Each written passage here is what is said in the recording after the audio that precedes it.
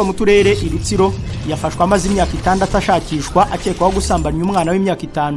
Ndize Eric w'imyaka 27 yo mu mudugudu wa Mpinga mu kagari ka Bunyunju mu murenge ya Kivumu y'akarere ka Rutsiro afungiye kuri station ya RIB ya Kivumu akurikiranwe icyaha cyo gusambanya umwana bikekwa ko yakoze ku itariki ya 10 z'ukwa karindwi mu 2019. Uwo mwana akaba yarafite imyaka 5 icyo gihe, akaba yafashwe kuri ubu mwana afite imyaka 11. Umwe mu baturage baganiriye n'imvaho nshya yagize ati uyu musore ubwo yarafite imyaka 21 yashutse umwana w'umukobwa wari ufite imyaka 5 icyo gihe aramusambanya acikira mu mujyi wa Kigali. Yagezeyo yishora mu bikorwa by'ubujura mu 2022 ajyanwe IWAWA aho yari amaze imyaka 3. None yaje ahita atabwa muri yombi. Ntituzi niba yakekaga ko ahari byibagiranye. Twari twaramubuze tutakinamutekereza nyuma yo gusambanya umwana agacika ntiyongere kugaruka ino.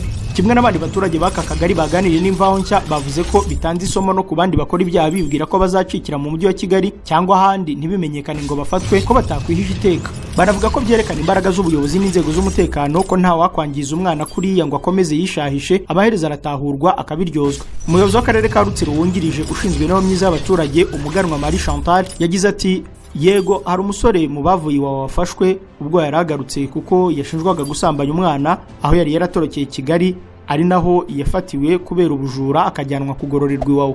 Rero hagarukiye nibwo yahise afatwa kuko kiri yari icyaha kidasaza.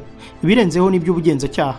Itegeko rya 2018 riteganya ibyaha n'ibihano muri rusange riteganya ko iki cyaha nikimuhama azanishwa igihano cy'igifungo cya burundu.